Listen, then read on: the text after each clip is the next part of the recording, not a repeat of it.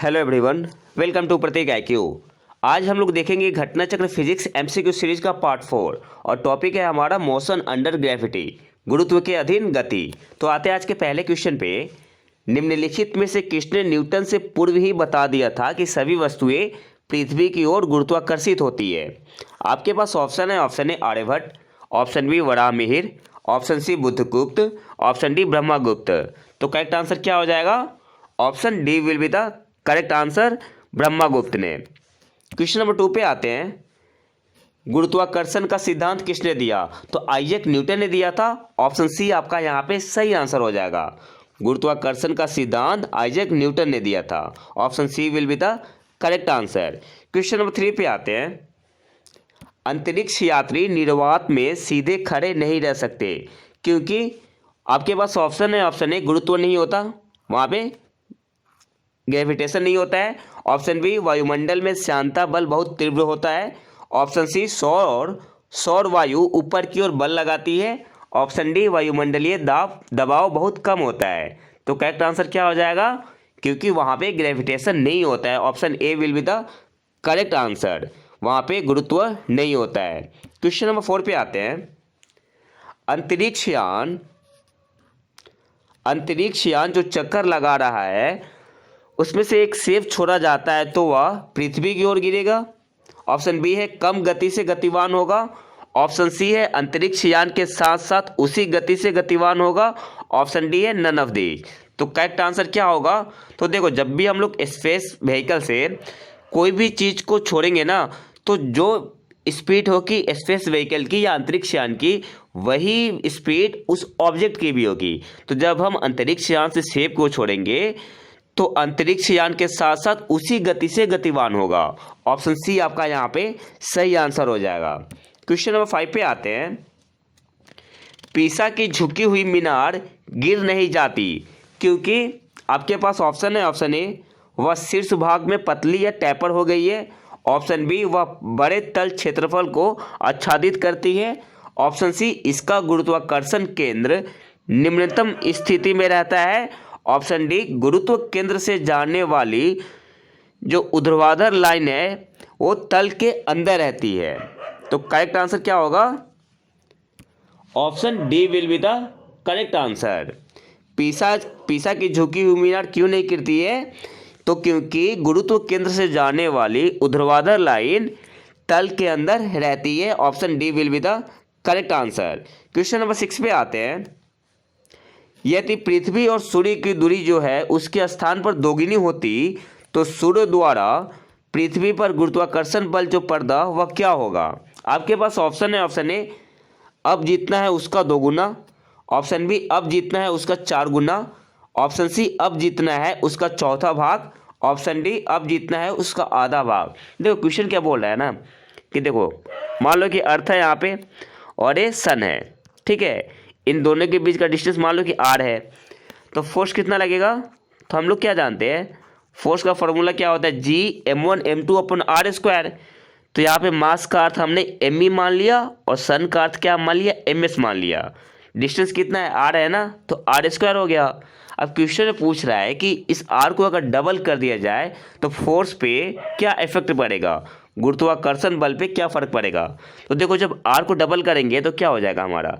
F = G mass of earth mass of sun upon 2r का whole square हो गया ना। तो इसका मतलब क्या हुआ? 2 स्क्वायर 1/4 हो जाएगा। इसका मतलब फोर्स आपका क्या हो जाएगा? 1/4 हो जाएगा। तो करेक्ट आंसर क्या हो जाएगा? अब जितना है उसका चौथा भाग।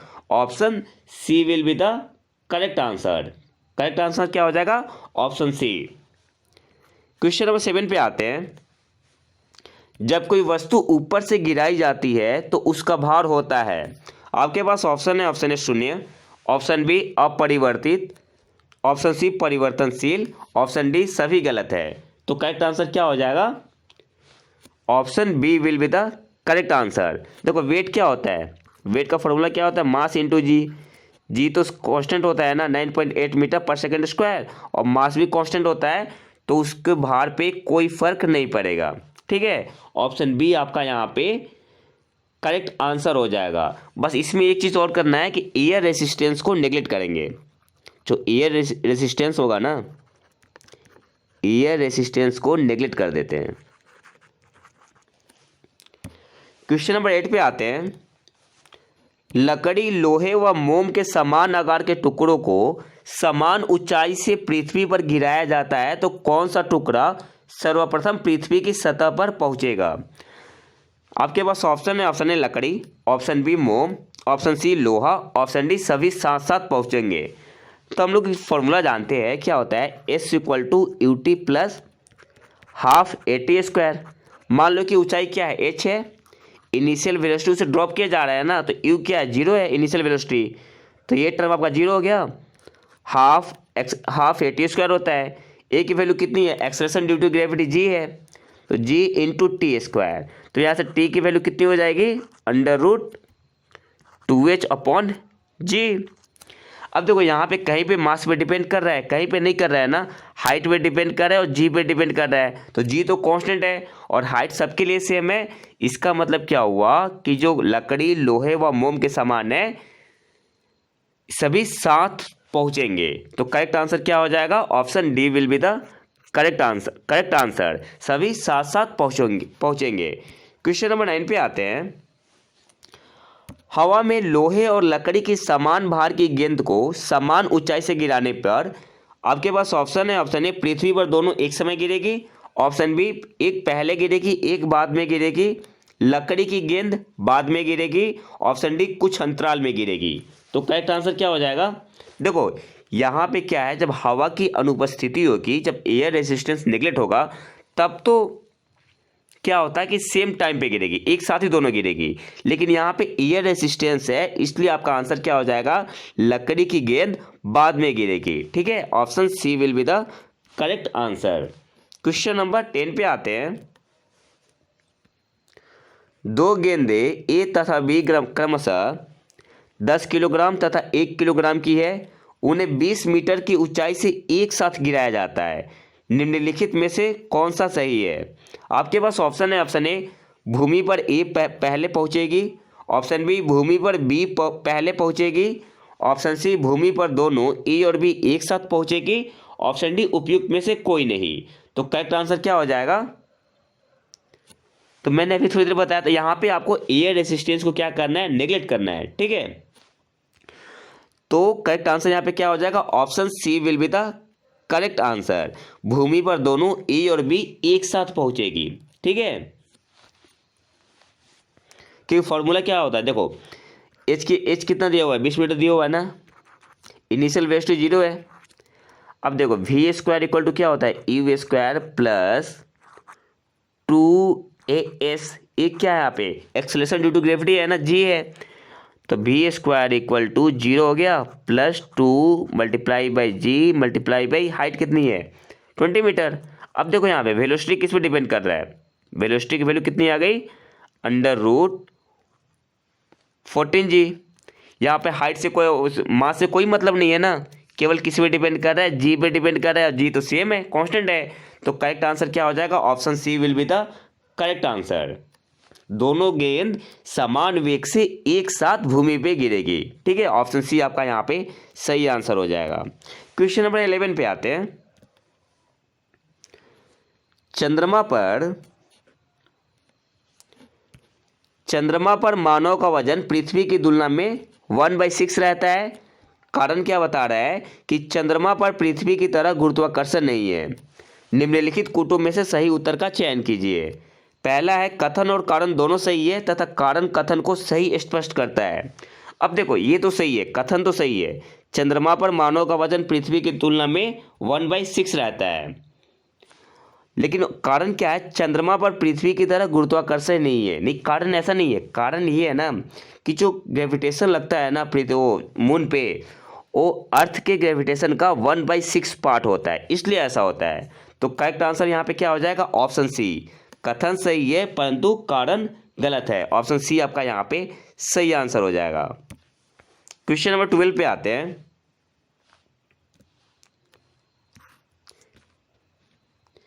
किसी पिंड का भार पृथ्वी तल पर सब जगह समान होता है, ध्रुवों पर सर्वाधिक होता है, और ऑप्शन सी है विषुवत रेखा पर अधिक होता है, विषुवत रेखा पर अधिक होता है,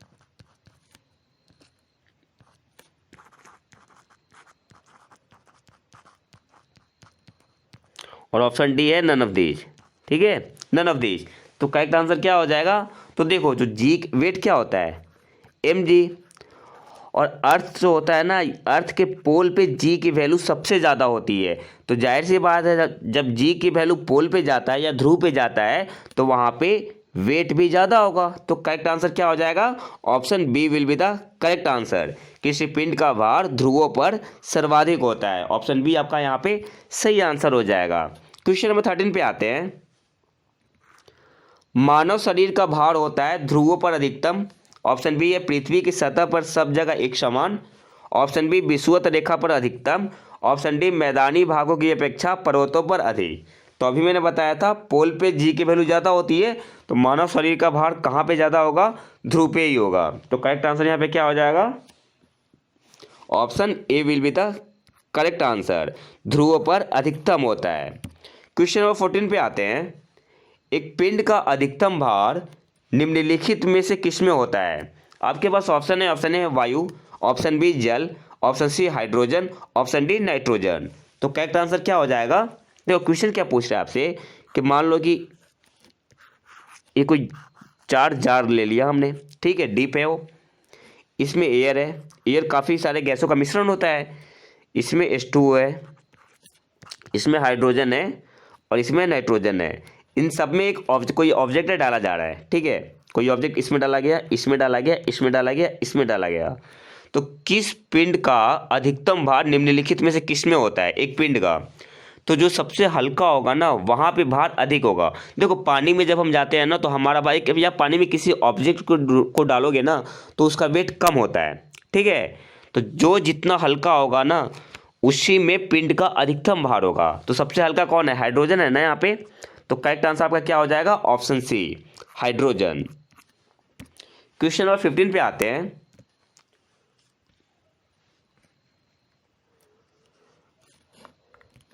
क्वेश्चन नंबर 15 क्या पूछ रहा है आपसे कि गुरुत्व के अधीन विरामावस्था से मुक्त रूप से गिरने वाले किसी कण के मामले में समय में विस्थापन डी का विवरण किसमें से सही दर्शित है? अब देखो इसको कैसे सॉल्व करना होता है। बेसिकली क्वेश्चन आपसे पूछ रहा है कि किसी ऑब्जेक्ट को हमने एक विरामावस्था से गिराया है, ठीक है, किसी भी हाइट से। तो फॉर्मूला क्या होता है? S equal to u t plus half a t square. तो हमने किसी ऑब्जेक्ट को मान लो इतनी हाइट पे है, ठीक है, हमने एक ऑब्जेक्ट को ड्रॉप किया मतलब इनिशियल वेलोसिटी कितनी है? 0 है। तो यू की वैल्यू कितनी हो गई? 0 हो गई ना। और एस क्या है? डिस्प्लेसमेंट यहाँ पे क्या दिया हुआ है? डी। तो हमने यहाँ पे डी मेंशन कर लिया। यू तो 0 है तो ये टर्म 0 हो जाएगा, इक्वल टू हाफ ए की वैल्यू कितनी होती है? Acceleration due to gravity g into t square. अब ये फॉर्मूला किसका होता है? पैराबोला का होता है, ठीक है। ये फॉर्मूला जो होता है वो पैराबोला का होता है। तो जिस ग्राफ में पैराबोला का साइन हो वही आपका सही आंसर हो जाएगा। तो यहाँ पे करेक्ट आंसर क्या हो जाएगा? Option A will be the correct answer, ठीक है। क्वेश्चन नंबर 16 पे आते हैं। एक ऊंची इमारत से एक गेंद 9.8 मीटर पर सेकेंड स्क्वायर के समान त्वरण के साथ गिराई जाती है। 3 सेकेंड के बाद उसका वेग क्या होगा? तो कैसे सॉल्व करेंगे इसे? तो देखो एक मान लो कि यहाँ पे एक क्या है? इमारत है, ठीक है। यहाँ से इस गेंद को गिराया गया, स्पीड कितनी है? जी की एक्सेलरेशन कितना है? Acceleration due to gravity 9.8 metre पर सेकेंड स्क्वायर। पूछ रहा है कि 3 सेकेंड के बाद वेलोसिटी कितनी होगी। तो हम क्या जानते हैं? v equal to final velocity equal to initial velocity plus a t, यही होता है। तो यहाँ पे क्या किया जा रहा है? इनिशियल वेलोसिटी 0 होगी, ठीक है, जब ड्रॉप किया जा रहा होगा। 3 सेकेंड के बाद आपसे स्पीड पूछ रहा है, तो भी और ए की वैल्यू कितनी होती है, एक्सेलरेशन ड्यू टू ग्रेविटी, मतलब जी गिवन है यहाँ पे 9.8 मीटर पर second square free falling body के लिए। तो हमसे पूछ रहा है भी क्या होगा, तो भी इक्वल टू यू तो जीरो हो गया ना, तो इस टर्म को हटा दो। एक्सेलरेशन ड्यू टू ग्रेविटी कितना है 9.8 मीटर पर सेकेंड स्क्वायर, तो 9.8 मीटर पर सेकेंड स्क्वायर मल्टीप्लाई किससे करना है, टी से, और टी कितना दिया हुआ है 3 सेकेंड, तो 3 से मल्टीप्लाई कर देंगे तो कितना हो जाएगा हमारा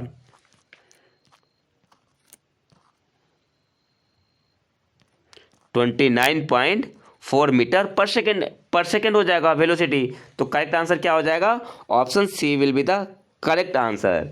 3 सेकेंड के बाद उसका वेग क्या होगा 29.4 मीटर पर सेकेंड। क्वेश्चन नंबर 17 पे आते हैं। यदि पृथ्वी का द्रव्यमान वही रहे और त्रिज्या 1% से कम हो जाए तब पृथ्वी के तल पर जी का मान क्या होगा। अब देखो इस क्वेश्चन को अगर मान लो कि आपको इसको सॉल्व करने भी नहीं आ रहा है तो कैसे सॉल्व करोगे। अगर आपको सॉल्व करने नहीं आ रहा है इस टाइप के क्वेश्चन को और हमें तुक्का लगाना है तो कैसे लगाएंगे। तो एक चीज़ जानते हैं हम लोग कि फोर्स की वैल्यू क्या होती है, Gm1m2/r², यही होता है ना। अब देखो त्रिज्या क्या बोल रहा है, कम करने के लिए ना, तो जब रेडियस कम होगा तो जाहिर सी बात है फोर्स की वैल्यू क्या होगी, फोर्स की वैल्यू बढ़ेगी यहाँ पे। या ऐसे बोल सकते हैं जी की वैल्यू कितनी होती है, तो फोर्स हो गया ना, जी की वैल्यू होती है Gm/r², ठीक है। जी ग्रेविटेशनल कांस्टेंट हो गया, मास क्या हो गया, मास ऑफ प्लेनेट, और आर क्या हो गया, रेडियस हो गया, ठीक है। अब देखो आर की वैल्यू जब हम लोग डिक्रीज करेंगे तो जी की वैल्यू बढ़ेगी, तो कम वाला ऑप्शन तो ऐसे ही हट गया, एलिमिनेट हो गया, तो सी तो होगा नहीं। यहाँ पे क्या लिखा है, कम हो जाएगा, बिल्कुल नहीं होगा, कम हो जाएगा, ये भी गलत है। अब हमें ऑप्शन ए और ऑप्शन बी में से चूज करना है कौन सा सही है, ठीक है। अब इसको सॉल्व करते हैं। तो एक फॉर्मूला होता है, हमसे क्या पूछ रहा है कि पृथ्वी के तल पर जी का मान कितना % इंक्रीज होगा, ठीक है। कम देखते ही समझ लिया हमने कि इंक्रीज की बात पूछ रहा है, तो आपसे बेसिकली पूछ रहा है dg/g × 100 कितना होगा। तो इसका एक फॉर्मूला होता है, एक किसके बराबर होता है, 2 चेंज इन रेडियस, ठीक है, × 100। तो कितने % से कम हो रहा है, 1% से कम हो रहा है ना, तो जी का मान कितने % से बढ़ जाएगा, तो 2 × और इतने की वैल्यू कितनी दी हुई है, 1 दी हुई है, तो 2 × 1, इसका मतलब क्या हुआ 2% बढ़ जाएगा। ऑप्शन बी आपका यहाँ पे सही आंसर हो जाएगा। करेक्ट आंसर क्या हो जाएगा, ऑप्शन बी। क्वेश्चन नंबर 18 पे आते हैं।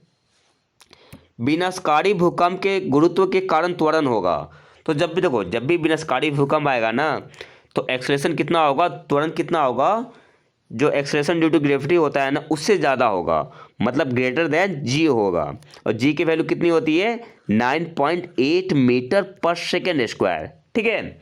लेकिन ऑप्शन में क्या दिया हुआ है, सेंटीमीटर में, तो मीटर को सेंटीमीटर में बदलने के लिए क्या करेंगे, 100 से मल्टीप्लाई करेंगे, तो हमारा आंसर सेंटीमीटर में कितना आ जाएगा 980 सेंटीमीटर पर सेकेंड स्क्वायर। ऑप्शन डी आपका यहाँ पे सही आंसर हो जाएगा, ठीक है। क्वेश्चन नंबर 19 पे आते हैं। एक वस्तु का पृथ्वी पर द्रव्यमान 100 किलोग्राम है। यहाँ पे वेट नहीं दिया हुआ है, द्रव्यमान दे रहा है, ठीक है, मास पूछ रहा है आपसे। एक वस्तु का पृथ्वी पर द्रव्यमान कितना है 100 किलोग्राम है, ठीक है।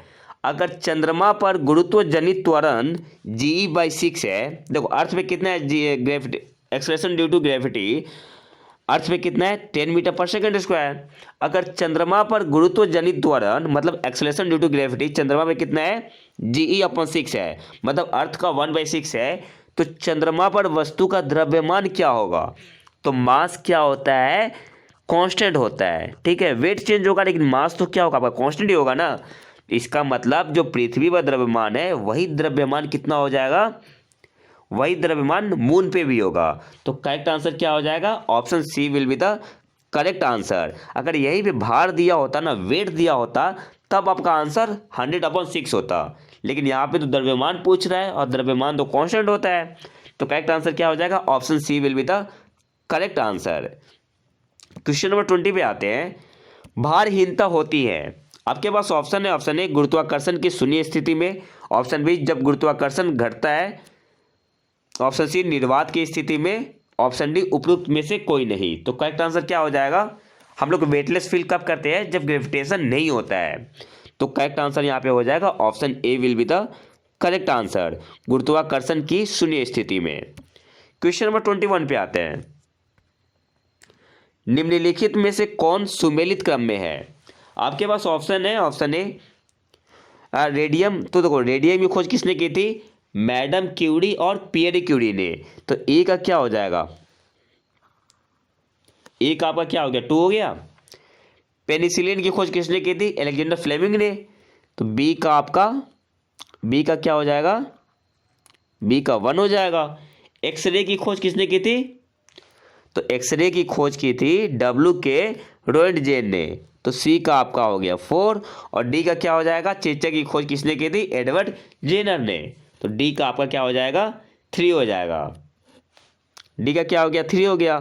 तो अब देखो यहाँ पे ए का क्या है? 2, बी का क्या है? 1, सी का क्या है? 4 और डी का क्या है? 3। अब ऑप्शन पे आते हैं। तो पहला ऑप्शन ही सही है, ए का 2, बी का 1, सी का 4 और डी का 3। ऑप्शन ए आपका यहाँ पे सही आंसर है। क्वेश्चन नंबर 22 पे आते हैं।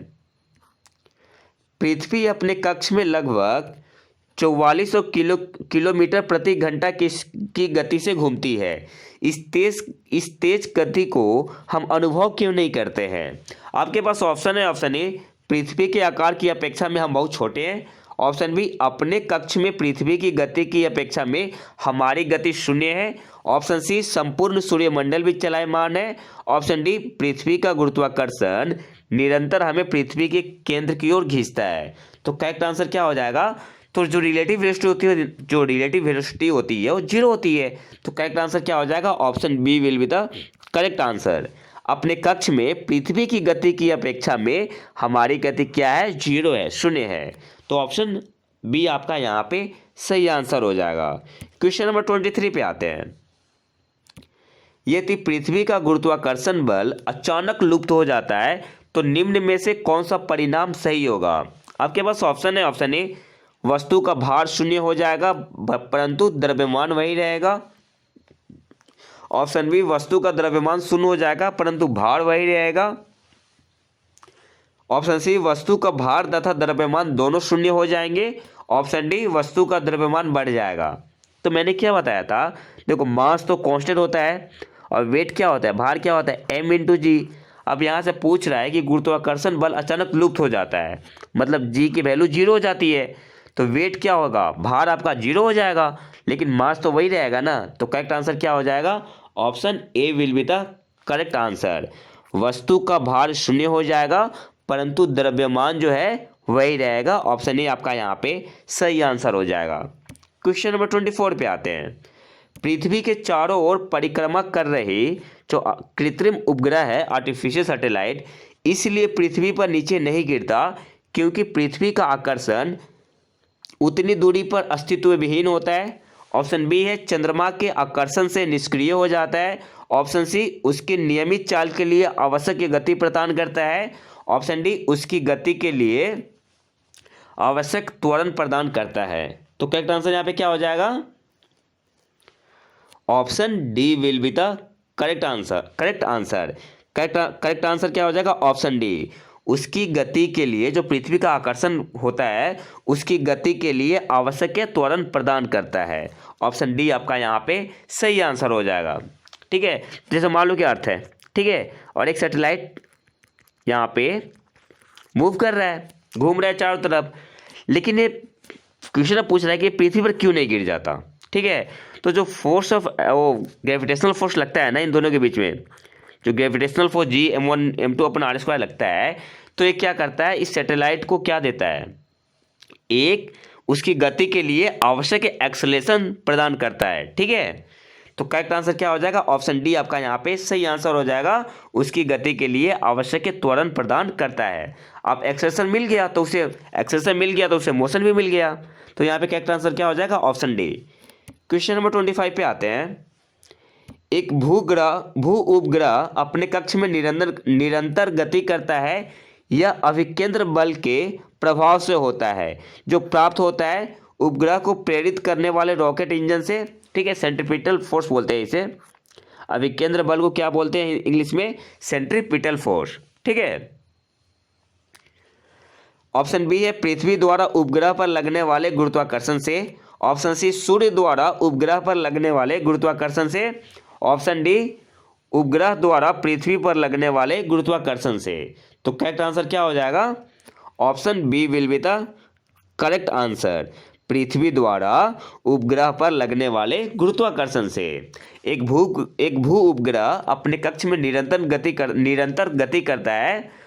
यह अभिकेंद्र बल के प्रभाव से होता है और यह बल कहाँ से प्राप्त होता है? तो पृथ्वी द्वारा उपग्रह पर लगने वाले गुरुत्वाकर्षण से। ऑप्शन बी आपका यहाँ पे सही आंसर हो जाएगा।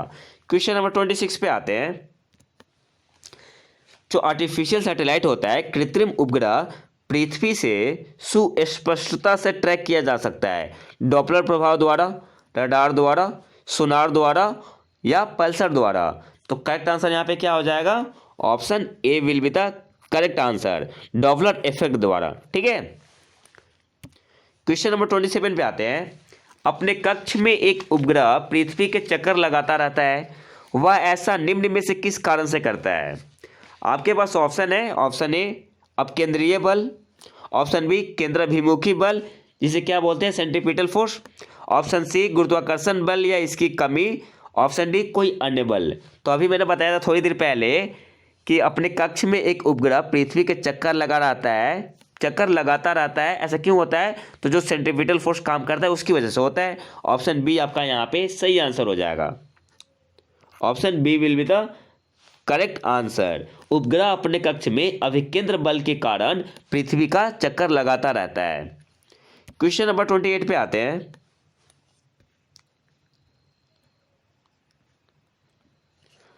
प्रकृति के ज्ञात बलों को 4 वर्गों में विभाजित किया जा सकता है, जैसे कि गुरुत्व,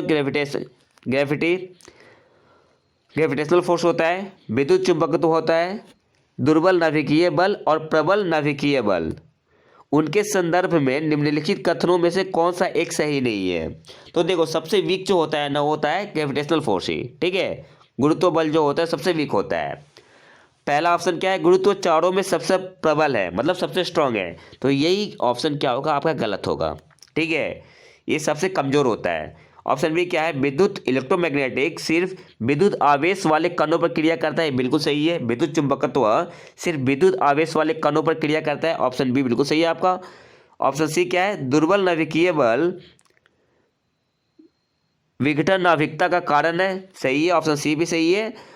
प्रबल नाभिकीय बल परमाणु के केंद्रक में प्रोटॉनों और न्यूट्रॉनों को धारित किए रखता है, डी भी सही है, ठीक है। केंद्रक में क्या होता है? प्रोटॉन और न्यूट्रॉन होते हैं और इलेक्ट्रॉन चारों तरफ घूमते हैं, तो डी भी सही है। तो यहाँ पे जो पूछ रहा है कौन सा सही नहीं है, तो ऑप्शन ए आपका यहाँ पे सही नहीं है, ठीक है। क्वेश्चन नंबर 29 पे आते हैं। किसी लिफ्ट में बैठे हुए व्यक्ति को अपना भार कब अधिक मालूम पड़ेगा? आपके पास ऑप्शन है। ऑप्शन ए जब लिफ्ट त्वरित गति में ऊपर जा रही हो, जब लिफ्ट त्वरित गति में नीचे आ रही हो, ऑप्शन सी समान वेग में ऊपर जा रही हो या समान वेग से नीचे आ रही हो। तो करेक्ट आंसर क्या हो जाएगा? तो लिफ्ट में जब आप जाओगे ना, तो जब लिफ्ट ऊपर जाती है तब भार अधिक मालूम पड़ेगा, ठीक है। और जब नीचे जाएगी ना एक्सेलरेटेड मोशन में, त्वरित गति में, तो भार कम मालूम पड़ेगा। तो यहाँ पे पूछ के आ रहा है कि व्यक्ति को अपना भार कब अधिक मालूम पड़ेगा? तो जब लिफ्ट त्वरित गति या एक्सेलरेटेड मोशन में ऊपर जा रही हो, ठीक है। ऑप्शन ए आपका यहाँ पे सही आंसर हो जाएगा। अगर यही मैं पूछता अपना भार कब कम मालूम पड़ेगा, तो तब आंसर बी होता। क्वेश्चन नंबर 30 पे आते हैं।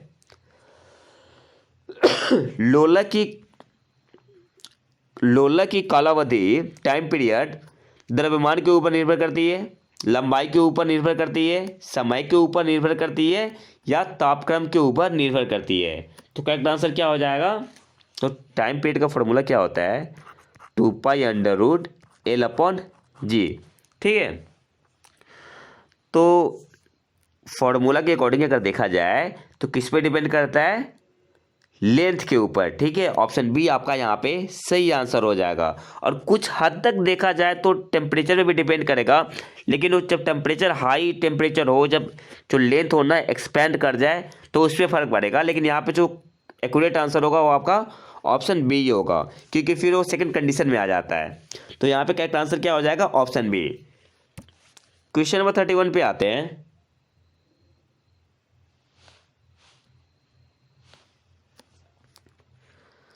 लोलक घड़ियाँ गर्मियों में सुस्त हो जाती है क्योंकि आपके पास ऑप्शन है गर्मियों में दिन लंबे होते हैं, ऑप्शन बी कुंडली में घर्षण होता है, ऑप्शन सी लोलक की लंबाई बढ़ जाती है, ऑप्शन डी लोलक के भार में परिवर्तन हो जाता है। तो मैंने अभी बताया था ना, देखो टी इक्वल टू क्या होता है 2π√L/G होता है। तो क्या होता है ना, गर्मियों में क्या होता है, इसमें एक्सपेंशन होता है, तो क्या होगा जो टाइम पीरियड है वो क्या होगा आपका इंक्रीज कर जाएगा। तो इसका मतलब क्या हुआ कि लोलक घड़ियाँ गर्मियों में सुस्त हो जाती है, क्योंकि गर्मियों में क्या होता है कि लोलक की लंबाई बढ़ जाती है। तो ऑप्शन सी आपका यहाँ पे करेक्ट आंसर हो जाएगा, ठीक है। क्वेश्चन नंबर 32 पे आते हैं।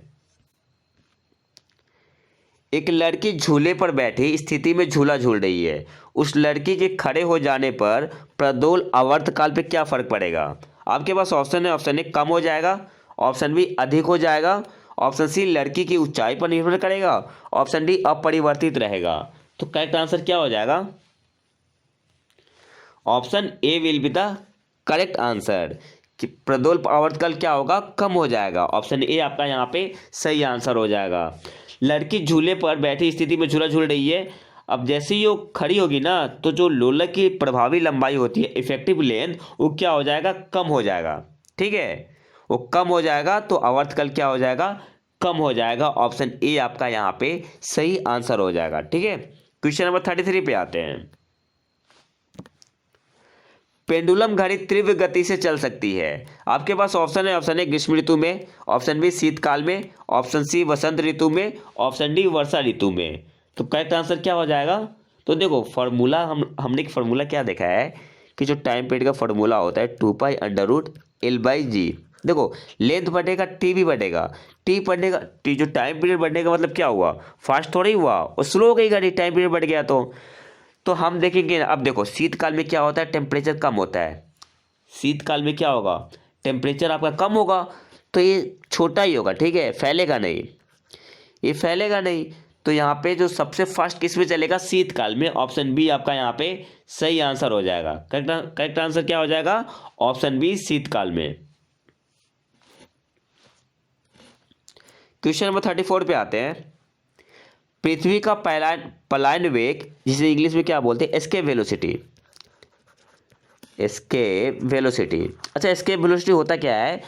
तो एक ऐसा मिनिमम वेलोसिटी होता है ना, अगर उस स्पीड से किसी प्लेनेट से उस ऑब्जेक्ट को फेंका जाए उस स्पीड से अधिक, तो क्या होगा? उस प्लेनेट के ग्रेविटेशन को छोड़ देगा ऑब्जेक्ट, ठीक है। उसे क्या बोलते हैं हम लोग? एस्केप वेलोसिटी बोलते हैं। जैसे पृथ्वी का जो एस्केप वेलोसिटी होता है ना, या पलायन वेग होता है, वो कितना होता है? 11.2 किलोमीटर पर सेकेंड होता है। जो एस्केप वेलोसिटी पृथ्वी का कितना होता है? 11.2 किलोमीटर पर सेकेंड। तो यहाँ पे करेक्ट आंसर क्या हो जाएगा? ऑप्शन डी आपका यहाँ पे सही आंसर हो जाएगा। अब एस्केप वेलोसिटी के बारे में जान लेते हैं क्या होता है। अगर हम किसी ऑब्जेक्ट को ना 11.2 किलोमीटर पर सेकेंड के स्पीड से या इससे अधिक स्पीड से फेंकेंगे ना, तो पृथ्वी में वापस नहीं आएगा, वो पृथ्वी के ग्रेविटेशन को छोड़ देगा। उसे ही क्या बोलते हैं? एस्केप वेलोसिटी बोलते हैं, ठीक है। तो यहाँ पे सिंपल आपसे क्वेश्चन पूछ रहे हैं कि पृथ्वी का पलायन वेग कितना होता है? तो 11.2 किलोमीटर पर सेकेंड। क्वेश्चन नंबर 35 पे आते हैं। अगर किसी वस्तु को 8 किलोमीटर प्रति सेकेंड के वेग से अंतरिक्ष में फेंका जाए तो क्या होगा? वह वस्तु अंतरिक्ष में चली जाएगी, वह वापस पृथ्वी पर आ गिरेगी, ठीक है। यहाँ पे दो ही ऑप्शन लेते हैं क्योंकि करेक्ट आंसर क्या हो जाएगा? ऑप्शन बी, ठीक है। अब ऐसा क्यों हुआ? तो देखो एस्केप वेलोसिटी कितना होता है? 11.2 किलोमीटर पर सेकेंड, ठीक है। अब इससे ज़्यादा की स्पीड से फेंकेंगे अगर, ठीक है, अगर इससे ज़्यादा की स्पीड से फेंकेंगे तब जाके वो अंतरिक्ष में जो पृथ्वी का ग्रेविटेशन छोड़ देगी, अंतरिक्ष में चली जाएगी। लेकिन यहाँ पे क्या है? कितने की वेलोसिटी से फेंका जा रहा है? 8 किलोमीटर पर सेकेंड, मतलब एस्केप वेलोसिटी तो कम है काफ़ी। इसका मतलब क्या हुआ कि वह वापस फिर से पृथ्वी पर आ गिरेगी। ऑप्शन बी आपका यहाँ पे सही आंसर हो जाएगा। और आज के आखिरी क्वेश्चन पे आते हैं, क्वेश्चन नंबर 36 पे। चंद्रमा पर वायुमंडल नहीं होने का क्या कारण है? आपके पास ऑप्शन है, ऑप्शन ए यह पृथ्वी के निकट है, ऑप्शन बी यह सूर्य से प्रकाश प्राप्त करता है, ऑप्शन सी यह पृथ्वी की परिक्रमा करता है, ऑप्शन डी इस पर गैस अणुओं का पलायन वेग उनके वर्ग मात्र मूल वेग से कम होता है। ठीक है, तो यहाँ पे करेक्ट आंसर क्या हो जाएगा? तो देखो, तो चंद्रमा पर पृथ्वी पे पलायन वेग कितना होता है? 11.2 किलोमीटर पर सेकेंड। और मून पे कितना होता है? डिफरेंट प्लेनेट का डिफरेंट होता है एस्केप वेलोसिटी।